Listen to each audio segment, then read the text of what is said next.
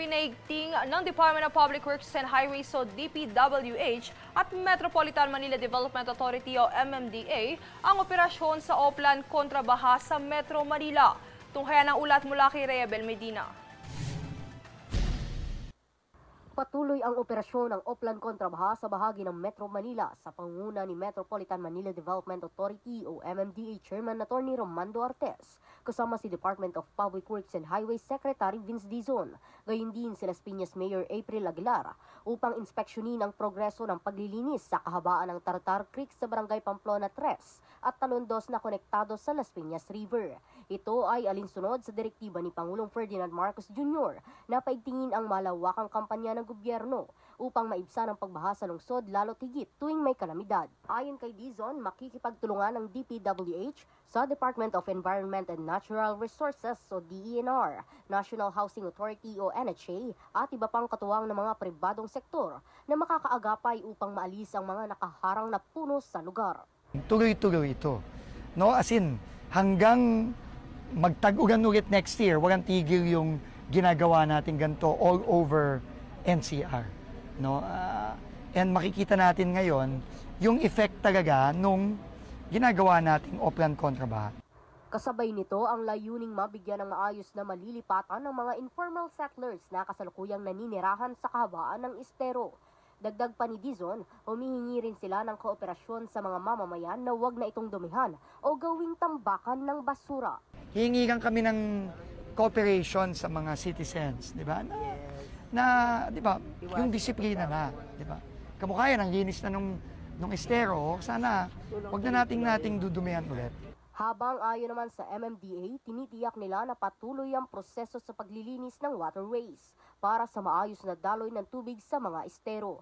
Ayon sa pahayag ni Artes, naggagalak siyang makita ang improvement ng sitwasyon ng Tartar Creek dahil wala na itong mga basura na nakatambak. Sa parehong araw, ininspeksyon naman ng MMDA ang Paco Pumping Station kasama si Manila Mayor Isko Moreno kung saan ay matatandaang nagiba bunsod ng Bagyong Juan.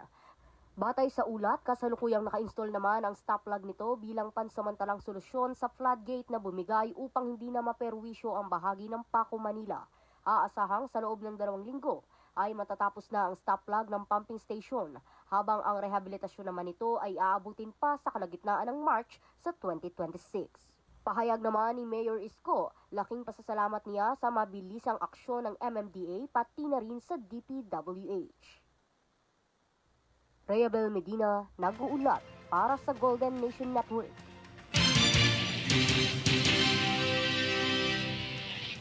Sinampahan na ng kaso ng Department of Environment and Natural Resources o DENR ang Monterrasas Project sa Cebu City bunsod sa malawakang tree cutting. Sa kamakailang inspeksyon ng DENR, kanilang natagpuan na 11 puno na lamang ang natira sa higit 700 punong nasa lugar. Ilan sa mga kasong isinampa bunsod ng nilabag ng nasabing proyekto ay ang Revised Forestry Code of the Philippines, Clean Water Act, Philippine Environmental Impact Statement System, gayon din ang hindi pag-comply sa mga 33 kondisyon sa ilalim ng Environmental Compliance Certificate nito. Napag-alaman din na 17 sa detention ponds ng Monterrasas ay siras o barado na isa sa mga dahilan ng kamakailang matinding pagbaha sa Cebu matapos ang pananalasa ng Bagyong Tino.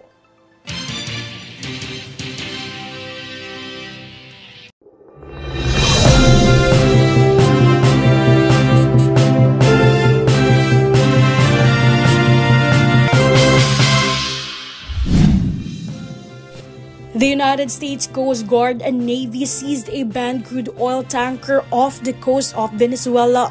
The oil shipping network has been sanctioned by the United States for supporting foreign terrorist organization. According to U.S. President Donald Trump, this is the largest oil tanker ever confiscated in the country. Just seized a tanker on the coast of Venezuela, a large tanker, very large. Largest one ever seized, actually. Ukraine responded to the latest U.S. drafted proposal aimed at ending its war with Russia, submitted to the Trump administration this Wednesday. In response, U.S. President Donald Trump said a solution could soon be figured out, adding that it is closer than it's ever been. the leaders of France, we spoke to, Germany, and UK, all very good leaders, very good friends of mine, and we discussed Ukraine in pretty strong words. And we'll see what happens. I mean, we're waiting to hear answers before we progress. You know, we're not spending any money in Ukraine. We're selling basically missiles and everything else to NATO, and NATO's paying us, and then they distribute it to who they want. I guess they're mostly distributing to Ukraine, but we're not spending money. But you know, we're spending a lot of time. Well, I think we had some little disputes about people, and we're going to see how it turns out. And we said before we go to a meeting, we want to know some things. You know, they would like us to go to a meeting over the weekend in Europe, and we'll make a determination depending on what they come back with.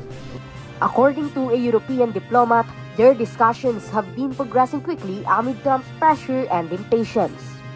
Щоб відбудова була якісною, а економічне зростання після цієї війни відчутне, має бути реальна безпека в основі. Коли є безпека, все інше є також. 20 пунктів для закінчення війни – це фундаментальний документ. Cambodia's National Olympic Committee or NOC has announced the complete withdrawal of its athletes from the 2025 SEA Games in Thailand just a day after the opening ceremony. In its statement, the NOC said families of athletes requested their immediate return to Cambodia due to safety concerns. The committee stressed that the decision was not taken lightly and expressed gratitude to the Thai organizers for the hospitality and sportsmanship shows towards the Cambodian delegation.